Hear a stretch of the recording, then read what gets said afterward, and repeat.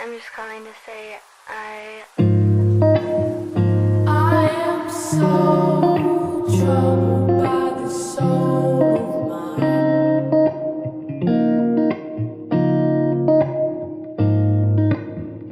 I've said those words so many times.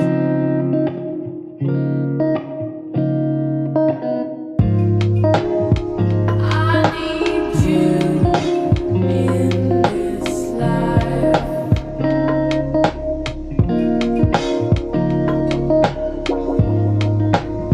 I need you in this life.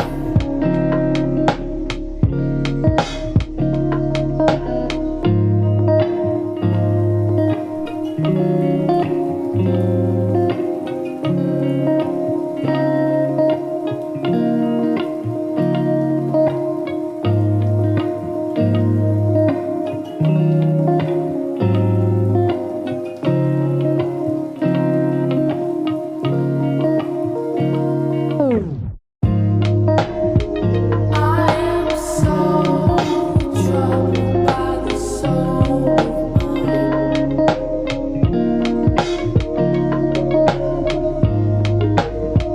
I've said those words so many times.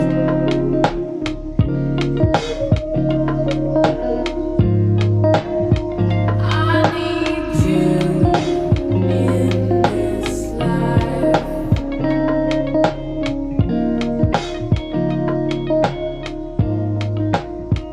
I need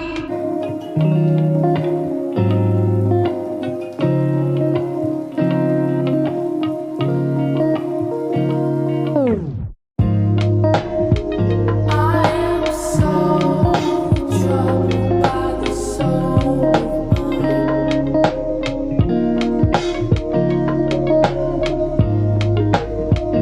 I've said those words so many times.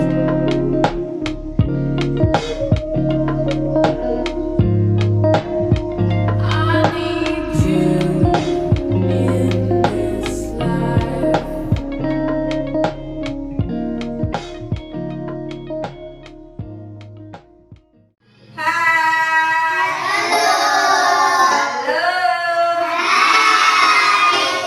Mana hebatmu?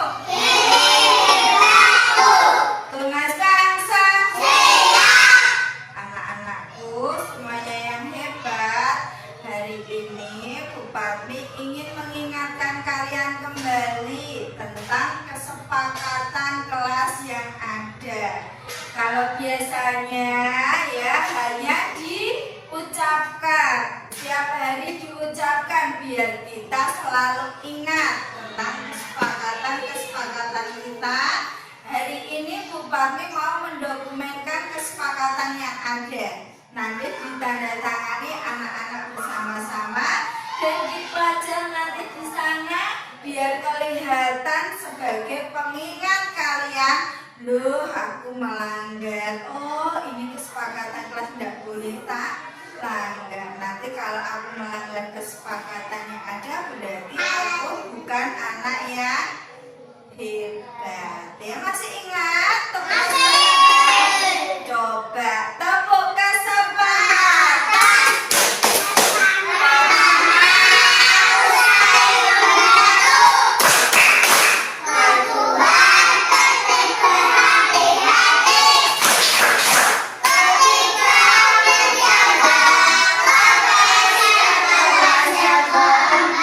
Aku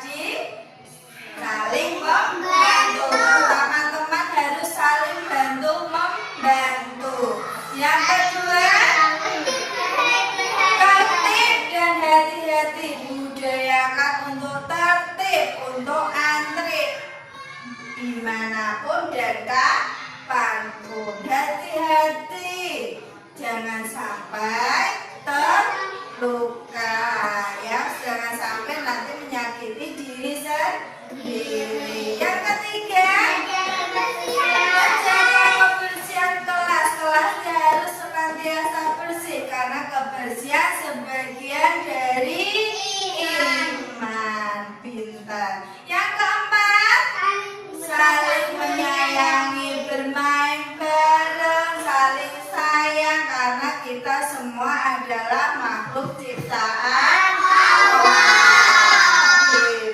Nah, di sini di belakangnya Bu Parmi sudah ada papannya untuk menambah kesepakatan kita. Dan di bawahnya ya, Bu Parmi punya ada 3 piring. Isinya ada 3 warna, yaitu warna biru, merah, dan kuning. Di sini ada pewarnanya. Caranya bagaimana? Caranya nanti anak-anakku mengejar pakai telapak tangan. Pakai telapak tangannya. Nanti bajunya disisingkan di tekuk. Nah, disusunkan, ditarik ke atas biar nggak kotor. Bu, nanti tangan saya kotor. Bagaimana kotor? Bisa cuci tangan di wastafel pakai sabun dengan air yang mengalir. Ya. Jadi tidak usah takut kotor. Apakah bisa dimulai? Bisa. Ayo silakan. Berdiri.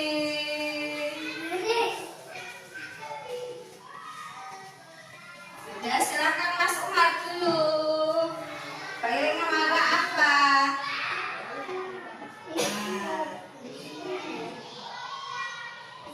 Silakan ditambah. Iya, sudah. Cabut. 1. Silakan cuci tangan. Silakan cuci tangan. Yang kedua, Cindra pengen warna apa? Iya. Silakan.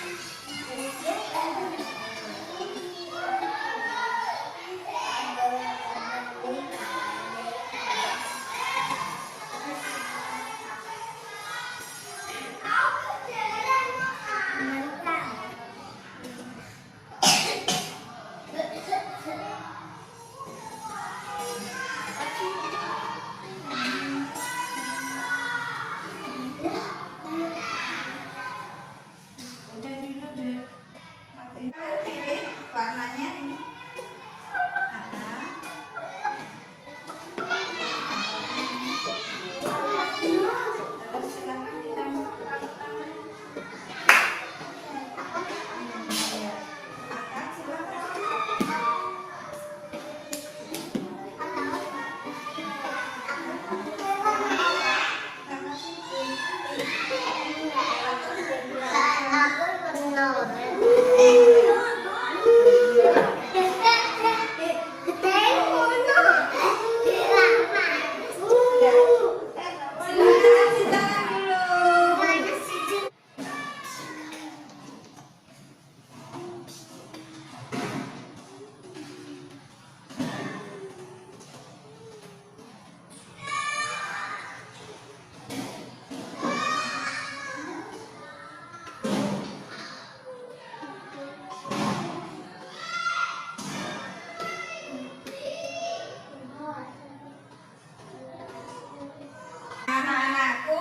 Ini tadi adalah kesepakatan yang sudah kalian sepakati bersama-sama ya. Kesepakatan kelas kita sudah dicap pakai tanda tangan.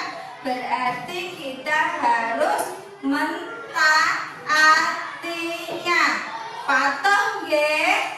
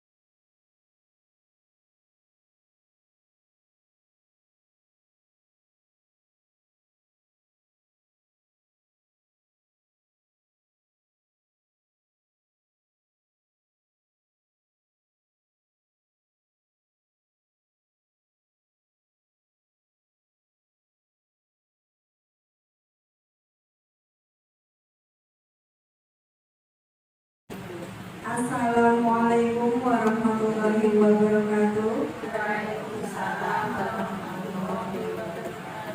Selamat siang bunda-bunda semuanya. Selamat datang di acara kegiatan tugas. Dan di sini saya ingin mengisi tentang pengibasan modul budaya positif dari pendidikan calon guru penggerak di angkatan 7 yang saya lakukan. Di sini kita belajar bareng ya Bu, bukan saya yang sudah tahu, yang saya bilang enggak. Yang saya ketahui saya tularkan ke panjenengan semuanya di sini. Di sini budaya positif. Sebelum menginjak ke budaya positif, ini saya akan mengajak panjenengan semuanya yaitu ke perubahan paradigma dari teori kontrol ya menurut William Besson. Di situ bahwa perubahan dari teori kontrol William Besson menyebutkan ilusi bahwa seorang guru itu mengontrol murid. Ilusi Bu, berarti kontrol diri seseorang itu sejatinya ada pada diri pribadinya, pada diri pribadi kita. Kenapa orang lain bisa mengontrol? Itu karena kita mengizinkan orang lain untuk mengontrol diri kita. Jadi sejatinya kontrol diri ada pada diri sendiri, bukan pada orang lain. Jadi ilusi bahwa guru mengontrol murid. Yang kedua, ilusi bahwa kritik dan membuat orang merasa bersalah dapat menguatkan karakter. Semua itu merupakan ilusi. Kenapa? Karena jika kita mengkritik dan membuat orang merasa bersalah, bukannya kita akan membuat orang optimis, tapi menjadi pesimis, menjadi orang mentalnya down. Maka itu hanya sekedar ilusi bahwa kritik membuat orang merasa bersalah dan menguatkan karakter. Yang kedua, selanjutnya yang ketiga yaitu ilusi bahwa semua penguatan positif efektif dan bermanfaat.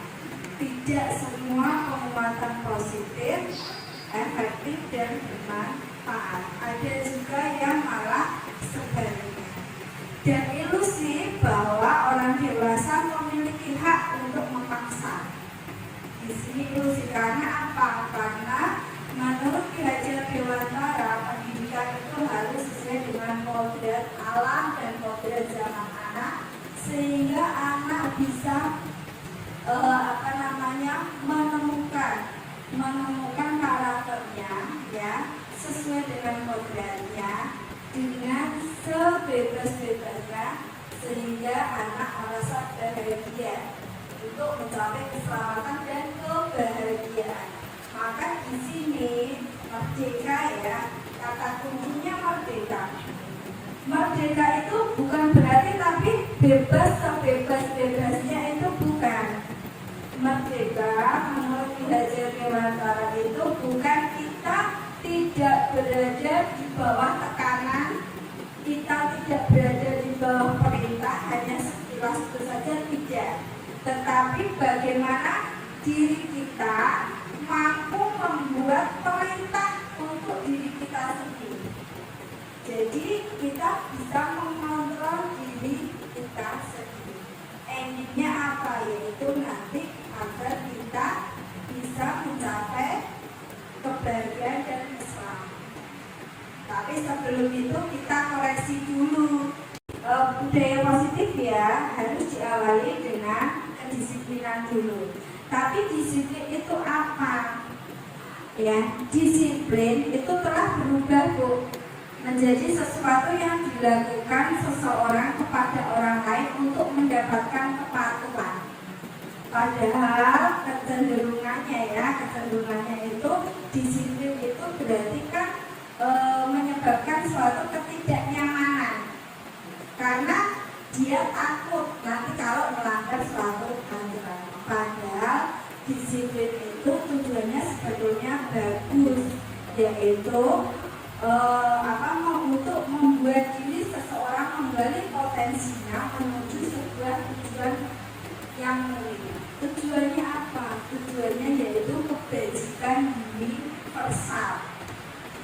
kebajikan universal.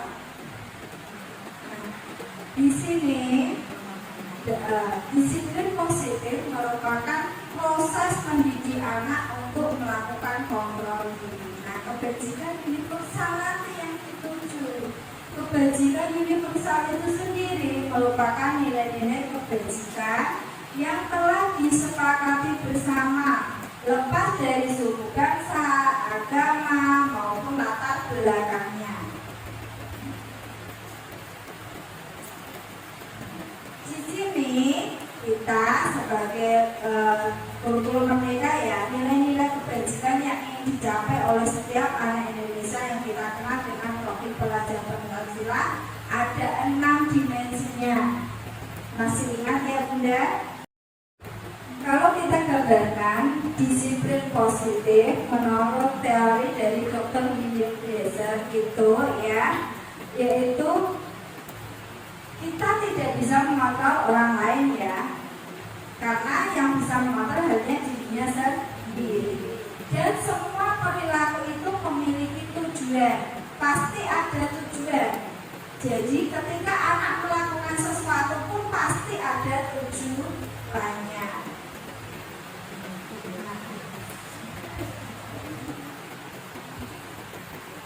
Perilaku manusia tadi, teori motivasi perilaku manusia. Setiap manusia pasti memiliki alasan dasar dalam melakukannya. Yang pertama mungkin yaitu untuk menghindari ketidaknyamanan atau hukuman. Ini termasuk motivasi di eksternal yang dari luar. Jadi dia takut karena mau melakukan tapi karena takut hukuman. Berarti motivasinya ada di luar, motivasi eksternal. Atau yang kedua untuk mendapatkan imbalan. Jadi dia misalnya ya, bila saya melakukan nanti akan mendapat apa ya. Jadi kan ada motivasi tetapi juga dari luar.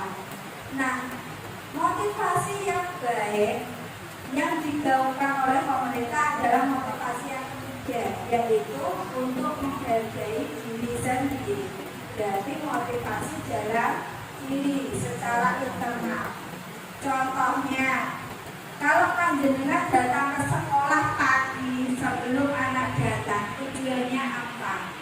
Apakah ingin dihargai dapat pujian dari kepala sekolah? Berarti kalau seperti itu motivasinya dari luar ya. Ataukah karena jenengan pengen menghargai ini loh saya sebagai guru, digugu dan ditiru. Berarti saya harus datang tepat waktu karena saya selalu menggaungkan ke anak. Datanglah ke sekolah tepat waktu, hargailah waktu. Berarti kalau misalnya jenengan datang kami ke sekolah karena yang pertama alasannya adalah saya ingin menghargai waktu, saya ingin menjadi teladan untuk anak saya ingin mendisiplinkan, saya ingin bertanggung jawab terhadap tupoksi saya. Berarti itu adalah motivasi dalam diri. Sama halnya ini diterapkan di anak juga, motivasi dalam diri anak. Berarti anak datang ke sekolah itu bukan karena disuruh, karena takut, itu bukan, tapi karena saya ingin ke sekolah, saya ingin apa di sekolah, saya ingin belajar. Jika sudah demikian, maka yakinlah anak sakit pun akan tetap minta masuk sekolah, karena dia lebih nyaman di sekolah, dia ingin ke sekolah. Seperti itu. Jadi itu adalah macam-macam motivasi perilaku manusia. Setiap perilaku pasti ada motivasinya, ada dasarnya. Nah, biasanya kalau panjenengan semua ketika di sekolah dalam mengajar ada hukuman, ada penghargaan untuk anak. Tapi sejatinya hukuman dan penghargaan itu merusak anak. Karena kenapa? Pengaruh jangka pendek dan jangka panjangnya itu ada, pasti ada. Misalnya dihukum. Kalau anak anak dihukum, pasti mungkin dia akan merasa tersakiti, dia akan menjadi marah, mungkin dia akan dendam sampai kapanpun akan ingat perilaku panjenengan pernah menghukumnya. Penghargaan juga sama, penghargaan itu juga dapat mengurangi ketepatan, bahkan juga tidak efektif. Kenapa? Penghargaan boleh saja, tetapi kalau hanya individu, misalnya dalam satu kelompok anak, yang dikasih penghargaan hanya anak A, yang mungkin luar biasa, yang lainnya pasti bilang, aku gak bisa seperti itu, berarti aku nanti lebih dapat buat apa saya seperti itu, paling nanti dia yang dapat. Akhirnya apa? Jadi anak akan merasa minder. Kalau misalnya mengasih penghargaan, kasihlah penghargaan pertama untuk si anak, mungkin si A, dan diikuti dengan semuanya anak. Jadi ketika misalnya, kamu hebat, anak-anakku hebat semuanya. Jadi seperti itu. Tidak dibedakan antara si A dan si B. Semuanya perlakukan sama. Nah, dihukum oleh penghargaan ini adalah kenapa? Karena penghargaan dapat menurunkan kualitas. Anak-anak yang sudah terbiasa mendapatkan penghargaan, misalnya dia di kelas selalu yang oke, dia selalu dapat penghargaan tiap waktu. Jenuh nggak sih? Nggak seperti itu. Paling aku nanti ya dapat penghargaan kok. Akhirnya apa? Dia menurunkan kualitasnya. Nggak teliti mungkin dalam mengerjakannya, asal-asalan. Paling nanti aku yang dapat penghargaan kok. Aku nanti yang terhebat, aku yang terbaik. Seperti itu. Jadi itu menurunkan kualitas dan juga dapat mematikan kreativitas, mengurangi motivasi intrinsik juga, seperti itu. Jadi perlakukanlah, jika menghargai, hargailah semuanya, perlakukan sama dan tidak memberi hukuman. Di sini ada perbedaan hukuman dan konsekuensi. Konsekuensi itu berbeda dengan hukuman, yaitu kalau hukuman itu sesuatu yang menyakiti baik secara fisik maupun secara verbal. Tetapi kalau konsekuensi itu memang harus terjadi. Misalnya kita membuat peraturan bersama, kesepakatan bersama. Yang datang terlambat misalnya nanti ngapain, kan seperti itu. Jadi ada konsekuensi yang harus dijalankan. Misalnya lagi, kalau di TK sih saya yakin tidak ada. Dulu TK tidak ada yang seperti ini, menerapkan konsekuensinya apa, jarang. Tapi kalau misalnya SMP, SD, saya memang melihat ya. Biasanya misalnya yang datang terlambat 5 menit nanti berdiri di depan kelas atau mungkin lari lapangan atau berapa. Kalau TK saya yakin ya ada kabur lah dari jenengan nanti kalau misalnya seperti itu ya. Nah itu bedanya. Tapi kenapa kok dilakukan konsekuensi itu? Karena sudah menjadi aturan yang sudah disepakati. Ya, sudah menjadi aturan yang disepakati. Jadi kalau melanggar aturan itu, maka harus ada konsekuensinya. Misalnya kalau zaman dulu saya sekolah, yang tidak mengerjakan PR nanti nulis 1 halaman penuh. Saya minta maaf tidak mengerjakan PR sampai penuh bukunya. Sampai berapa halaman seperti itu. Itu termasuk konsekuensi. Berarti pelanggaran terhadap aturan ada konsekuensi yang harus dijalankan. Beda dengan hukuman. Kalau hukuman itu bisa bersifat fisik maupun verbal. Dan itu pun ditentukan dulu, bukan berdasarkan kesepakatan, bukan berdasarkan aturan. Jadi tidak ada yang mengatur. Misalnya saja anak datang terlambat, padahal kalau datang terlambat konsekuensinya 5 kali misal. Tapi di sini kalau misalnya guru mengatakan kenapa kamu terlambat dan tahu terlambat, tiap hari terlambat, besok terlambat lagi, awas kamu. Nah, itu ada hukuman, tapi secara verbal. Nah, kenapa hukuman tidak boleh? Karena hukuman itu akan membenci kedisiplinan. Anak merasa tertekan, jadi benci akan disiplin. Dia benci teratur. Pada disiplin itu untuk memberikan efek keteraturan terhadap diri kita. Yang ketiga, yang selanjutnya yaitu dapat menyakiti diri sendiri. Jadi anak yang merasa dihukum itu akan menyakiti dirinya. Misalnya dia akhirnya diolok-olok temannya, syukurin kamu syukurin, diolok-olok kan tuh.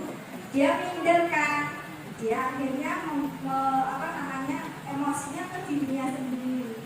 Dia jadi tidak mau, dia tidak berani tampil lagi. Efeknya itu lama kalau hukuman itu. Tapi kalau konsekuensi efeknya hanya sementara. Nah, bedanya apa? Hukuman, konsekuensi, dan ada istilahnya restitusi. Bagian mana yang paling baik? Yaitu restitusi. Restitusi itu adalah proses menciptakan bagi murid untuk memperbaiki kesalahan. Jadi kita sebagai guru itu membimbing anak untuk menemukan ya akar permasalahannya dan mencari solusi dari permasalahan yang ditimbulkannya ya yang dilakukan oleh anak agar dapat memperbaiki dirinya. Berarti tingkatannya hukuman, konsekuensi, restitusi. Mana yang Anda ambil untuk anak? Otomatis ya terbaik yaitu restitusi. Restitusi di sini sebetulnya itu anak hanya memerlukan bimbingan. Anak memerlukan bimbingan kita sebagai guru bagaimana untuk bisa mencari solusi. Misalnya anak ambil airnya tumpah, ditinggal pergi. Ada yang lihat, Bu, itu tadi airnya tumpah, Bu. Nah, apa yang Anda lakukan? Apakah, ayo Pak, ambil, bersihkan? Nah, kan tidak. Panggil anaknya. Apa tadi yang kamu lakukan? Nanti dia akan mikir lagi. Nanti dia akan tahu, oh saya menumpahkan. Bagaimana kalau sudah lupa seperti itu? Apa yang kamu lakukan?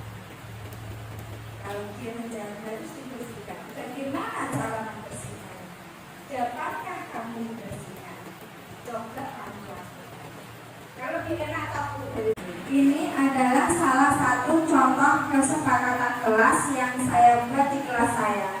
Dan ini saya dokumentasikan bersama anak-anak. Berarti sudah disepakati antara guru dengan murid.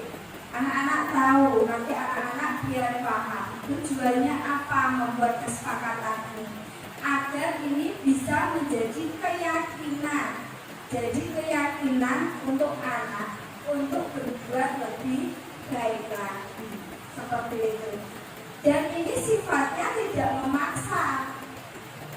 Karena apa?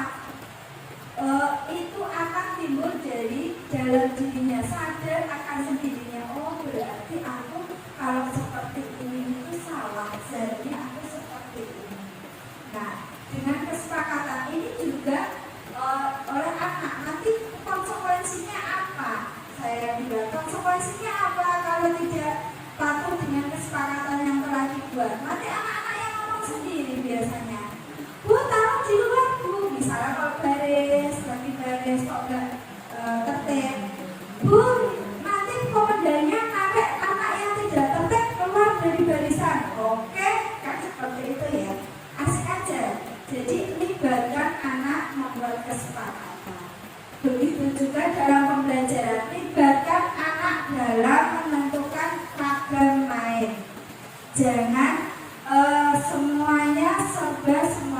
terkontrol oleh guru. Jadi libatkan anak. Misalnya ketika menentukan topik ini, kita kira-kira belajar tentang apa ya?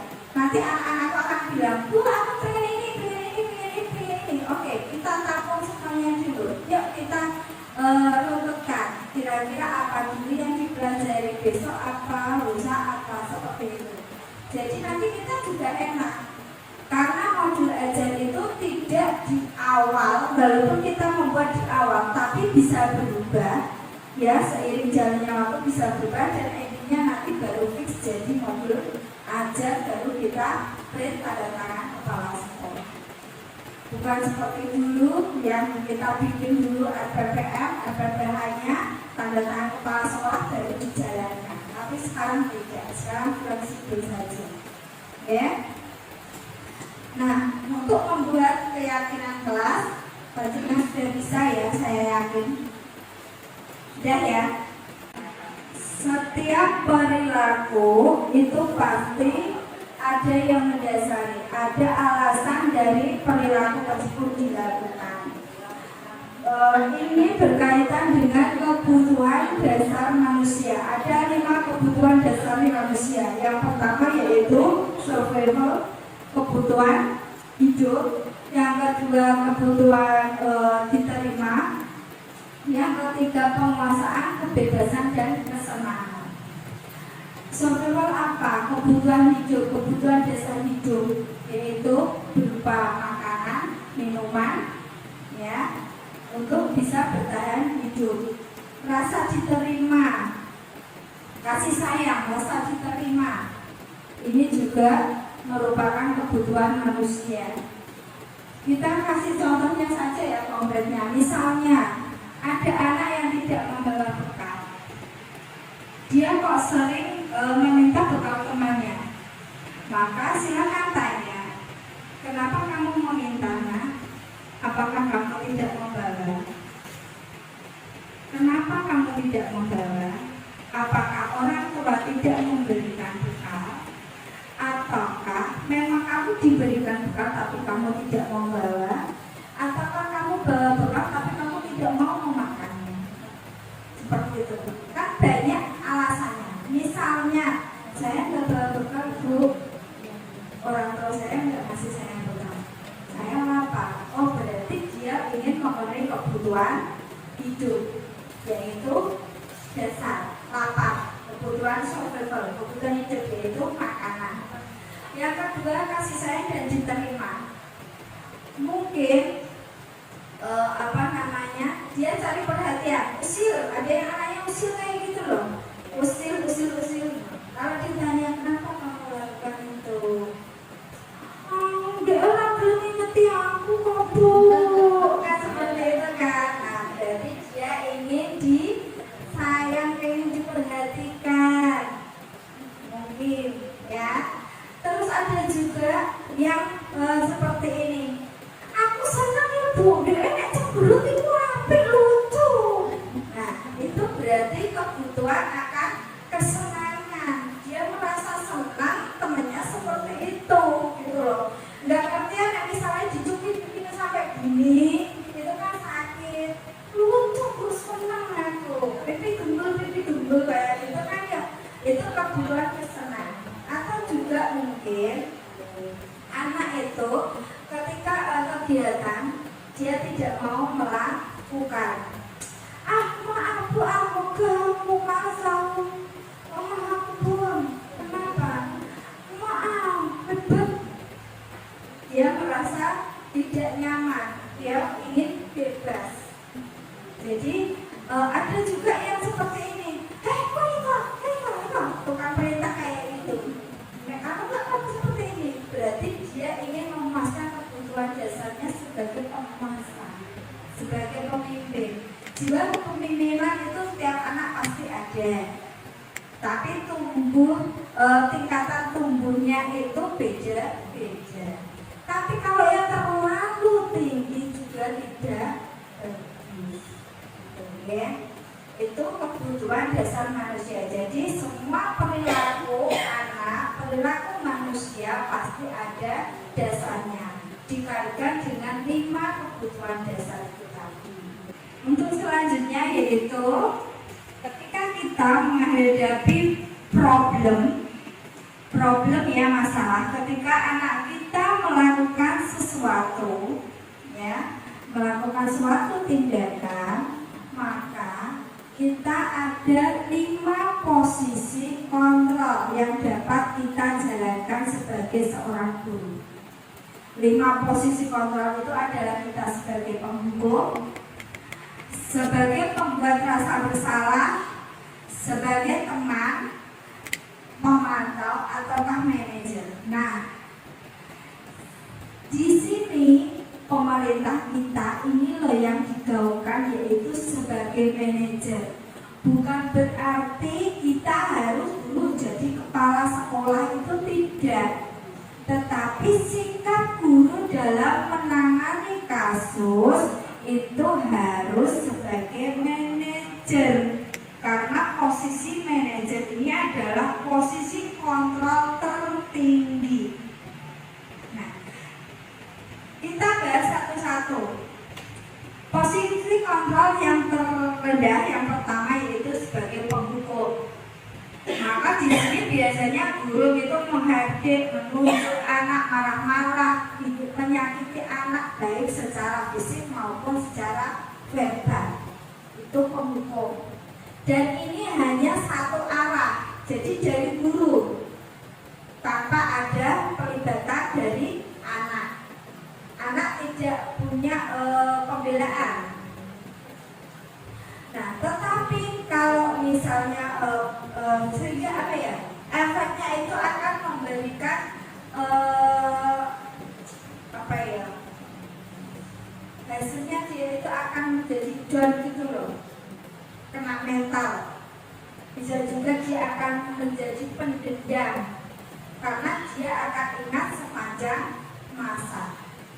Jadi bagi dia akan sosok figur seorang guru itu bukan di dunia kita, gitu. Tidak penting bagi anak.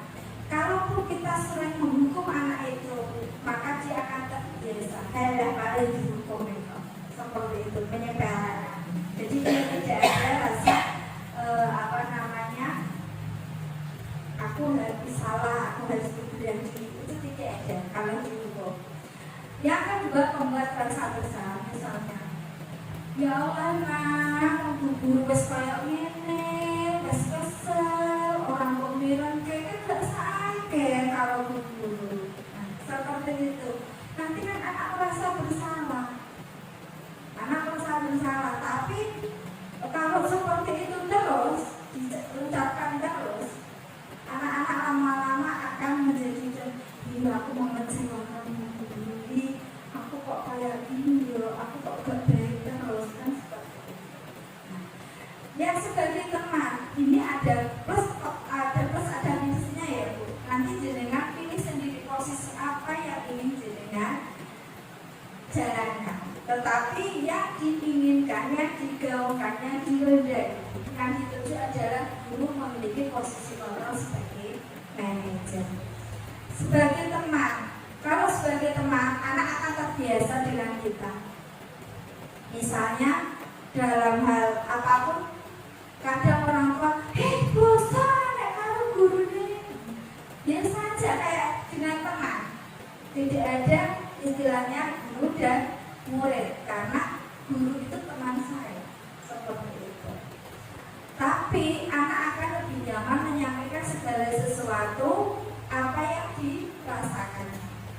Nah, kalau pemantau di sini dia akan penuh dengan perhitungan. Pemantau berarti dia memiliki catatan apa yang dilakukan anak, memiliki riwayatnya, ya ada semuanya, dokumennya ada. Jadi dia akan guru memang akan diletakkan di dunia yang berkualitas.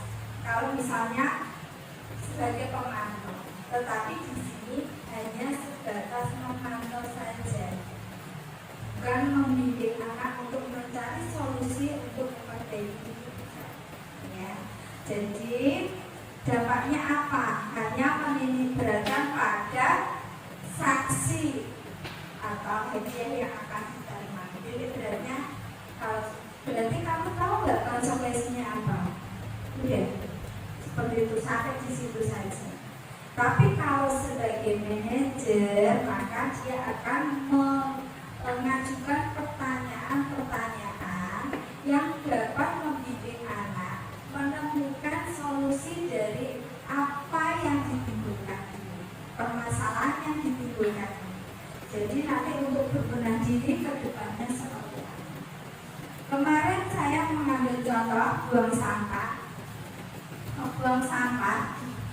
Nah, anak buang sampah. Ada anak yang lapor, Bu, si A buang sampah sembarangan. Di tempat sampah, di sini tempat sampah, di dekat tempat sampah, tetapi tidak di dalam tempat sampah. Mas Lopan sini, ini apa? Sampah. Kamu tahu ini sampah? Iya. Terus harusnya tempatnya di mana? Di tempat sampah. Kenapa kok dibuang di situ? Dia hanya senyum. Berarti kalau senyum kebutuhan dasar apa yang dipenuhi? Kesenangan, betul. Kesenangan. Terus dia bilang, apa yang kamu lakukan? Dia ambil. Bagaimana caranya? Bisa kan? Bisa. Dia ambil.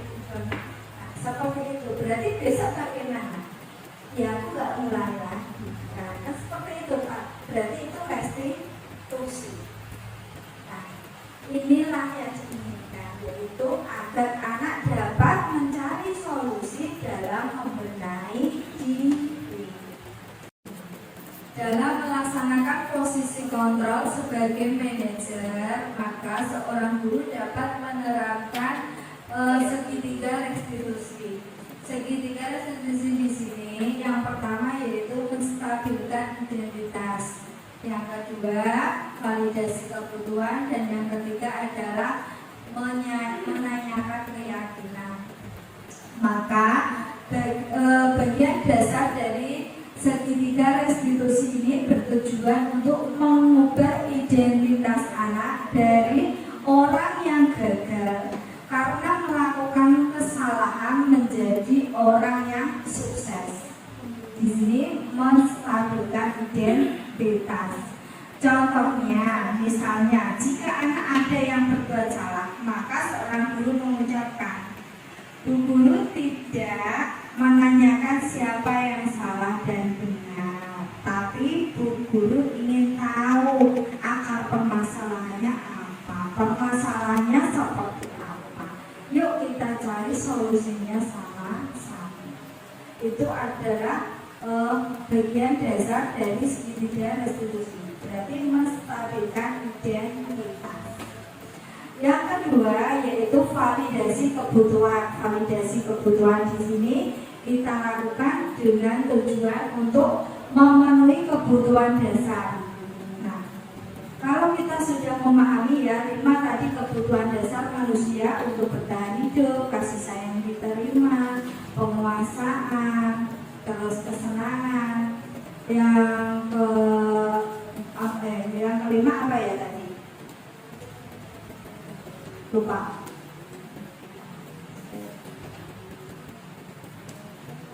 Kebebasan. Lupa lagi. Kebebasan. Maka kita dapat mengaitkan, dapat mencari solusi. Sebetulnya itu anak bermasalah seperti apa.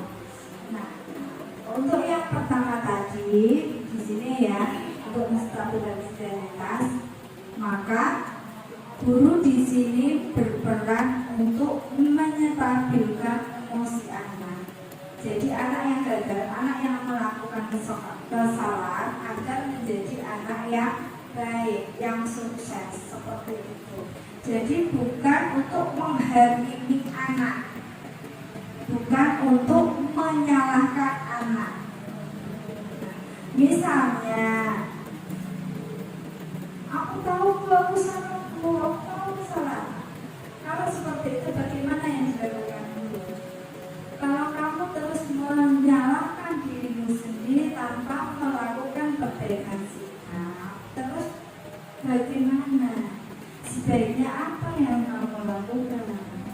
Nah, itulah menstabilkan identitas. Jadi membuat anak itu tidak merasa salah, dia bisa lebih baik lagi seperti itu. Itu menstabilkan identitas. Yang kedua yaitu validasi kebutuhan. Di sini membantu murid untuk mengenali kebutuhan yang ingin dipenuhinya ketika melakukan kesalahan itu apa. Karena pada dasarnya setiap tindakan pasti ada tujuannya. Tujuannya yaitu untuk memenuhi kebutuhan dasar. Apakah itu karena kesenangan, penguasaan, kasih sayang atau diterima, ataukah mungkin untuk bertahan hidup. Itu kan lewat penyelidikan tadi, lewat membantu murid. Jadi divalidasikan dulu kebutuhannya. Misalnya,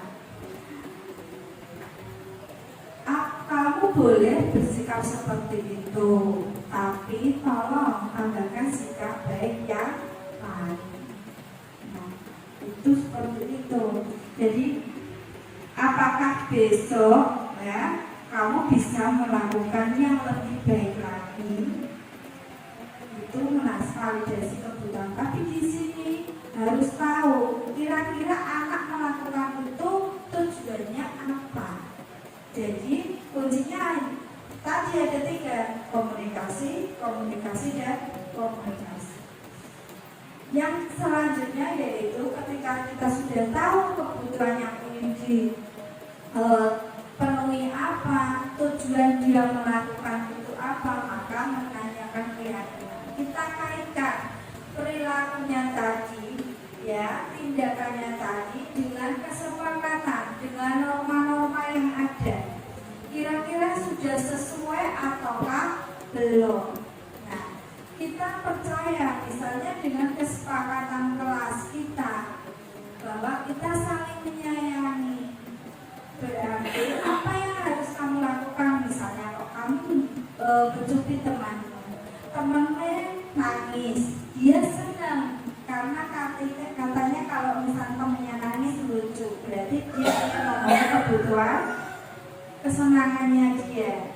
Nah, di sini kita dapat menanyakan keyakinan. Kira-kira sudah sesuai ataukah belum dengan kesepakatan kita? Sudahkah saling menyayangi yang seperti itu? Kalau kamu memang seperti itu, kamu bisa mengalihkan dengan kesenangan yang lain tanpa harus menyakiti. Kalau tidak, coba buktikan sendiri. Kalau hidup sakit apakah seperti itu, ya.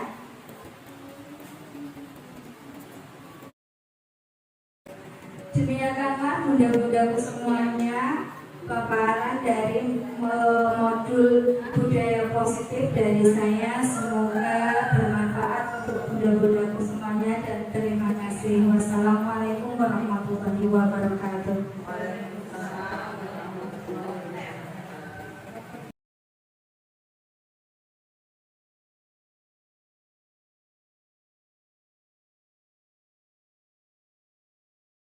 Assalamualaikum warahmatullahi wabarakatuh.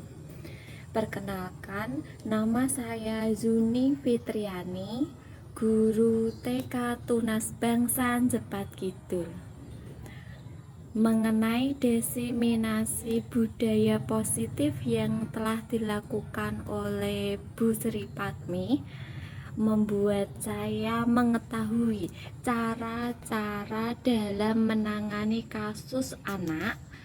Di sini saya mengetahui 5 posisi kontrol seorang guru dalam menangani kasus anak dengan posisi manajer yang merupakan posisi kontrol guru yang terbaik.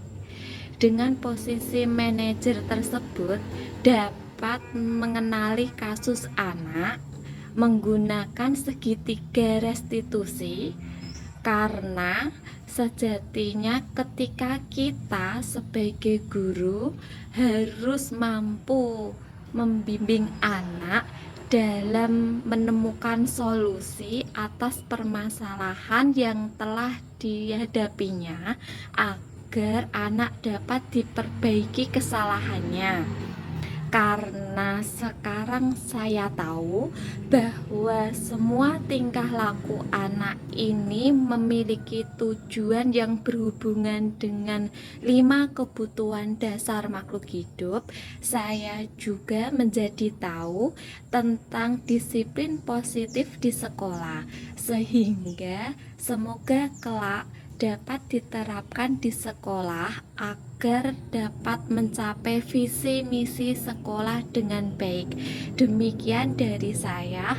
Terima kasih. Wassalamualaikum warahmatullahi wabarakatuh.